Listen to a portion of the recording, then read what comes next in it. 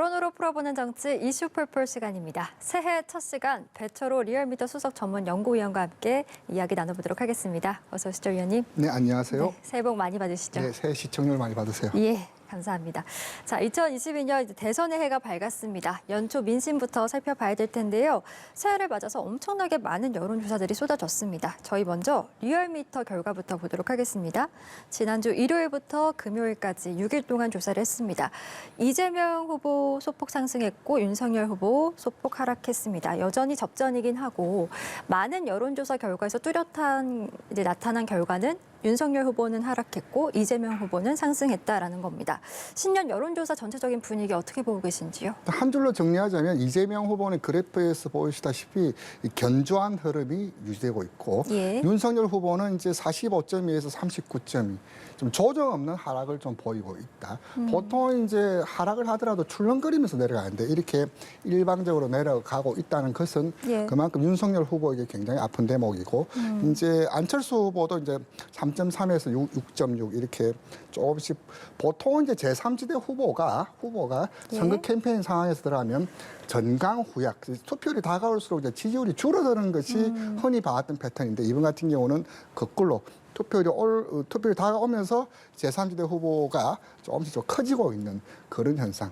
정리하자면 이재명 후보의 어떤 견조한 흐름, 윤석열 후보의 조정 없는 하락, 안철수 후보의 상승 이렇게 좀 정리할 수 있겠습니다. 예, 이 후보의 견고한 상승세, 또 우윤 후보의 조정 없는 하락세, 그리고 안철수 후보의 상승세 이렇게 정리를 해주셨고 그러면 저희 한국사회 여론연구소 결과도 함께 볼게요. 12월 31일 금요일부터 1월 1일 토요일 이틀간 한 조사인데 여기서도 보면 지금 윤 후보와 이재명 후보 소폭 상승을 하긴 했습니다만 두 후보 모두 격차는 조금 더 벌어졌습니다.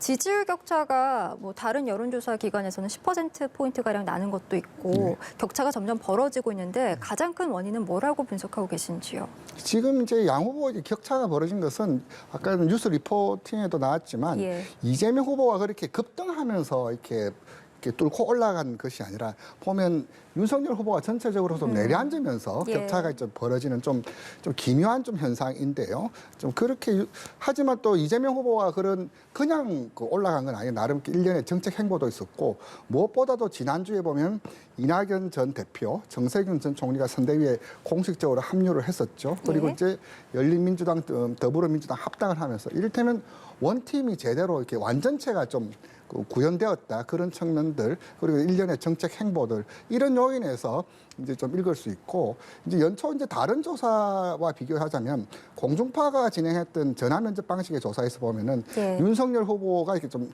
심리적 지지선이라고 할 수 있는 30선이 좀 무너졌어요. 이제 그 점이 좀 특징이고 그렇다고 해서 이재명 후보가 지상파 조사에서는 대세론 을 점할 수 있는 수치라고 해서는 40은 찍었냐? 또 그건 아니거든요. 어쨌든 좀 앞서곤 했지만 좀 불안한 리더다. 좀 그렇게 좀 특징 지을 수 있고요. 아까도 거듭 말씀드렸지만 이제 저희 조사와 마찬가지로 안철수 후보도 이제 KSOI의 조사에서는 9.2% 나왔는데 뭐 다른 일부 조사에서는 뭐 두 자릿수 찍은 그런 조사도 보이는데 안철수 후보의 흐름도 좀 심상치 않다. 좀 그렇게 그 두 기관 조사 그리고 신년 조사를 좀 종합해서 좀 특징 지을 수 있습니다. 네, 말씀해주신 안철수 후보의 지지 흐름과 관련해서 이야기를 나눠보면 지금 지지율이 이제 상승을 하면서 자연스럽게 야권 단일화와 관련된 이제 기류도 좀 미묘하게 흘러가고 있는 것 같습니다.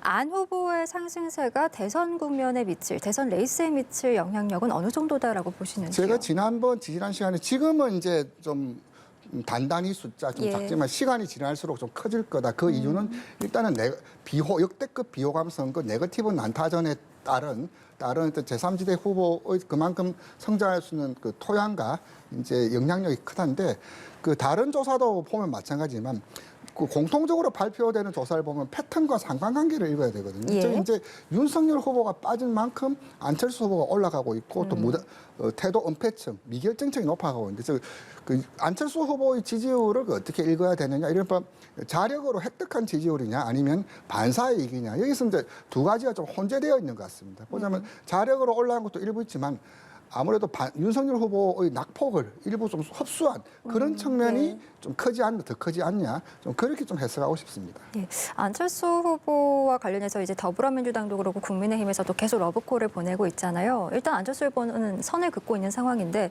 지금 보면 윤석열 후보와 안철수 후보의 지지율을 합쳐야 이재명 후보를 앞설 수 있잖아요. 네. 계속해서 이 단일화와 관련된 이야기들을 피할 수는 없을 것 같아요. 네, 그렇습니다. 이제 단일화가 이제 나올 시점도 좀 되었어요. 이제 그 선거가 이제 9주여 채 예. 남지 않았는데 이제 그렇다면 공식 선거 운동이 이제 대선 같은 경우 3주거든요. 그렇다면 6주 안에 어떤 하나의 판이 완성되어야 되는데 지금 모두 또 다 이야기하는 것이 지금 이제 구도의 완성이라고 이야기하는 분들 없어요. 즉 이제 구도가 완성되지 않았다라는 것은 윤석열 안철수 두 분의 단일화가 남아 있다는 거고 또 네. 한편으로는 이재명 심상정 단일화도 그만큼 남아 있다는 건데 지금부터 이제 어느 정도 단일화에 대한 논의가 슬슬 좀 물꼬가 좀 터여야 되는 시점이기도 하고 이제 단일화가 되려면 몇 가지 이제 조건이 있습니다. 예. 첫 번째, 둘이 합치면 이긴다라는 게 확인이 돼야지 단일화의 동력이 생기고요. 두 번째는 외부의 적절한 압력과 기대가 있어야 되고요. 세 번째, 룰 협상 미팅이 깨끗해야 되고 둘 다 수용할 수 있어야 되는데 글쎄요, 지금 이제부터는 단일화 이제 물꼬가 이제 시작하는 마당에 그것이 어떻게 나타날지 이를테면 그 진지한 그리고 흥미를 끄는 드라마가 될지 아니면 또 다른 어떤 짜증을 유발하는 예. 그리고 삿바 싸움이 될지 그것도 이번 대선을 좀 지켜보는 의미 있는 포인트 아니냐 그렇게 좀 말씀드릴 수 있습니다. 네, 알겠습니다. 저희 이번에는요, 연령별 후보 지지율 볼 텐데요. 리얼미터 결과예요. 20대부터 40대까지 지지율 변화를 준비해봤는데 참고로 50대는 이재명 후보가 앞서고 있고 60대 이상은 윤석열 후보가 앞서고 있다는 점 말씀드리겠습니다. 자, 이 세 연령대를 두고 보면 지금 이재명 후보 같은 경우에는 모두 상승을 했고요. 윤석열 후보는 20대와 40대에서 하락을 했지만 30대에서는 소폭 상승을 했습니다. 어떻게 분석하고 계신지요? 지금 이제 투표 여론조사 경향을 보자면 이를테면 동서 투표라고 할 수 있는 영남에서의 국힘 윤석열 후보, 호남에서의 민주당 이재명 후보의 그 강세는 확인이 되었고 예. 일단 세대 균열이라 할 수 있는 연령대 분포는 흔히 말하는 40, 50대, 60, 70은 이미 좀 굳어져 있는 측면들이 있어요. 근데 문제는 2030인데 지난번에도 말씀드렸지만 2030을 한 덩어리로 볼 수 있느냐 좀 구분해서 봐야 된다라고 했는데 네. 지금 이제 이번 조사에서 특히 흥미로운 포인트는 20대입니다. 아까 그 상황실 뉴스에서 나갔지만은 20대 같은 경우는 다른 지표를 보더라도 국민의힘 지지층, 국정평가 부정층이 60대만큼도 높게 나타났는데 예. 또 그것이 이제 윤석열 후보로 그대로 이어지면서 윤석열 후보가 이제 고공행진을 만든 요인도 6070뿐만 아니라 2030, 특히 20에서 일정 정도 지지율이 나왔기 때문에 그게 가능했었거든요. 그래서 이준석 후보가 나왔던 것이 이른바 세대 포이론, 세대 연합론도 그런 맥락에서 그런 데이터에서 근거해서 나왔던 건데 예. 지금 윤석열 후보가 이제 계속적으로 조정 없는 하락, 약세를 보이고 있는 것도 연령대로 보자면 20대에서의 낙폭이, 20대에서 낙폭이 전체 이번 조사에서는 좀 하락을 주도했고 지금 이제 20대에서 어느 정도 반등의 모멘텀을 삼지 못한다면 예. 좀 윤석열 후보가 더 어려운 또 공경에 더 처해질 수 있는 그런 위험성도 있고 지금 이제 선대위 오늘 전체적인 재편 또 이제 2030을 겨냥한 일련의 행보들이 과연 이 층을 어떻게 움직일 수 있을지 2030의 어떤 특히 20대의 어떤 유동성이 대선 전체의 어떤 불확실성을 키우는 그 핵심적인 요인임을 이번 조사에서 좀 여실히 좀 확인할 수 있었습니다. 예, 20대 낙폭이 윤석열 후보의 하락세의 가장 큰 원인이었다 이렇게 분석을 해주셨습니다. 물론 모든 세대가 중요하겠습니다만 두 후보가 좀 전략적으로 정치적으로 접근을 한다고 하면 각각 어떤 연령대에 좀 집중을 해야 된다라고 분석하고 계신지도 궁금합니다. 저는 이제 2030 좀 우선적으로 좀 보여지는데요. 30대 같은 경우는 30대 초반하고 그 후반하고는 또 다른 흐름을 좀 보이고 있거든요. 30대 후반 같은 경우는 이제 40대와 흐름이 좀 유사한데 이와 관련된 자세한 내용은 KBS 의뢰로 한국리서치가 실시한 2030 특집 조사에서 좀 자세히 좀 확인하실 수 있을 것 같고요. 예. 특히 이제 이대녀 같은 경우는 20대 여성 같은 경우는 굉장히 좀 지지율이 다채롭게 나타나고 있어요. 특히 젠더 이슈에 가장 민감한 층인데 거기서 보면은 이재명 후보, 윤석열 후보, 심지어 심상정 후보도 3강을 형성하는 것으로 나타나고 있거든요. 또 그만큼 이제 20대 같은 경우는 여전히 지금 지지 후보 없음, 또 바꿀 수 있음이 다른 연령대보다 굉장히 높아요.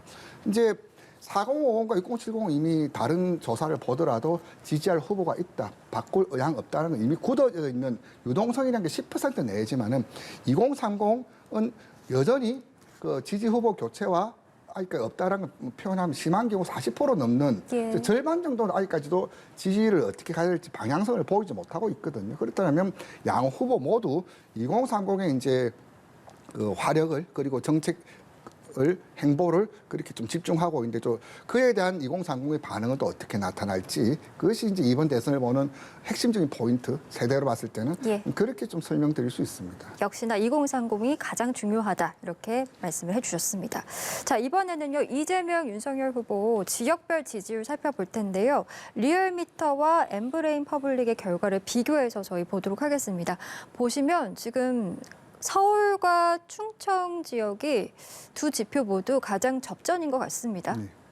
그 이제 이재명 후보 같은 경우는 이제 호남에서 어느 정도 지지가 나름 이제 리얼미터 조사에서는 66, 엠브레인에서 68, 70 수준에서 어느 정도는 좀 회복을 좀 된 것 같고 예. 결국 이제 인천 경기도 좀 피할 수 없는데 인천 경기 같은 경우는 유권자 수가 가장 많은 지역이거든요. 특히 이제 수도권 그런데 이제 최근에는 서울보다도 인천 경기에서의 어떤 인구 수가 더 많다는 점, 특히 젊은 인구 구성비에서도 훨씬 더 이제 역동성이 있고 또 무엇보다도 이재명 후보가 지사를 하면서 강한 평가의 근거를 획득한 지역인데 여기서 예. 보면은 그 인천 경기에서도 이재명 후보가 윤석열 후보에게 좀 그런 강세를 보이고 있는데 결국 인천 경기의 흐름이 이제 지금 서울에 영향을 주는 과거에 이제 서울의 흐름이 이제 인천 경기로 충청으로 좀 전체적으로 좀 흐름을 좀 선도하는 그런 성격이 있다면 최근에 그 여론조사나 전국 단위 선거를 보자면 오히려 인천 경기가 더 민주당 성향 혹은 현 여권 강세로 좀 더 많이 나타나고 있음을 좀 보여지고 있거든요. 예. 근데 문제는 이제 서울이 이제 여전히 이제 부동산 이슈가 여전히 또 남아 있는 그렇죠. 지역인데 아직까지 리얼미터 조사에서 보자면 윤석열 후보가 한 앞서고 있죠. 3.0% 포인트 엠브레인 조사를 보면 이제 둘이 이제 비슷한 건 아닌데 이제 윤석열 후보 같은 경우는 이제 서울은 이제 곧 부동산 이슈이기도 하고 그렇죠. 또 이제 서울 선거를 어느 정도 좀 반전 혹은 확실한 어떤 모멘트를 만들려면 지금 종로 선거라든지 이제 강남 선거라든지 재보선이 예고되어 있는 두 군데 이것은 지금 특히 이제 종로 선거 같은 경우는 이번 대선에 러닝메이트다 이런 말까지도 나올 정도로서 굉장히 상징성과 영향력이 큰 건데 그런 문제를 어떻게 풀지 또 부동산 이슈가 또 어떻게 또 재현될지 그래서 서울 이슈를 보는 주요한 어떤 포인트다 그렇게 좀 설명드릴 수 있겠습니다. 누가 더 실효성 있는 부동산 정책을 내놓느냐가 결국에 이 서울 민심을 가져가게 될 것 같네요. 네, 그렇습니다. 예, 알겠습니다. 자, 그리고 양강 후보의 이미지 변화에 대한 조사도 있었는데 네. 두 후보 모두 이미지가 나빠졌다라는 응답이 높았습니다. 특히 윤석열 후보 같은 경우에는 5배나 넘게 지금 이미지가 나빠졌다 이런 답변이 나왔는데 두 후보 모두 레이스 과정에서 득보다는 좀 실이 많았다 이런 평가를 내려도 될까요?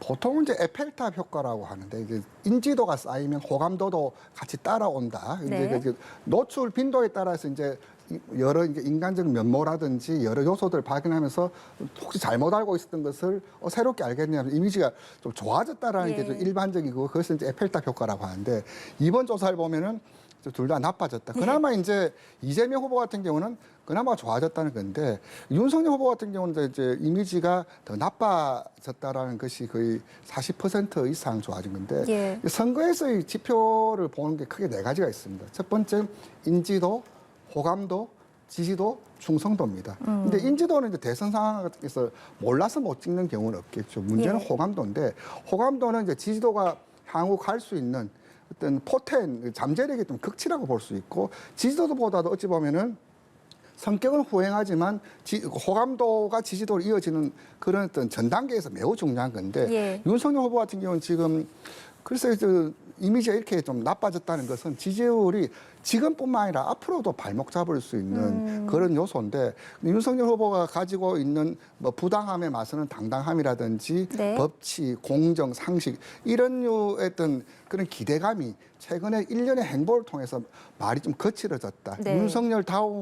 윤석열에게 기대했던 것들을 좀 발견하기 어려웠다. 이제 그런 의견들이 많은데 그것이 이제 이 수치에 그대로 좀 나타난 거 아니냐. 좀 그렇게 좀 부연할 수 있겠습니다. 그럼 최근에 이제 윤석열 후보의 발언 좀 거세진 부분이 오히려 부정적으로 영향을 미쳤다라고 보고 그러니까 있습니다. 윤석열 다음에는 윤석열이라는 브랜드 가치 속에서 핵심 가치라고 할 수는 아까 말씀드린 공정, 상식, 부당함에 맞서는 당당함 그런 것들이 이제 우리 사회를 어떻게 바꾸겠다는 그런 또 동력으로 개인의 어떤 자질 달란트로 나타나야 되는데 상대 후보를 이제 겨냥하는 상대 진영을 예. 공격하는 요소에서는 글쎄요, 굳이 이제 윤석열 후보가 그 말씀 굳이 안 보태셔도 이미 그 자리에 있었던 분들 혹은 정권 교체를 해야 될 분들은 뭐 그 말씀까지 굳이 안 들어도 여러 가지 이유가 차고 넘칠 텐데 꼭 굳이 그렇게까지 해야 되냐. 좀 그런 지적을 하시는 의견, 저는 그 의견에 좀 주목하고 싶습니다. 예, 알겠습니다. 저희 새해 첫 이슈풀풀 시간이었습니다. 배철호 리얼미터 수석 전문연구위원 고생해 주셨습니다. 오늘 말씀 고맙습니다. 네, 감사합니다.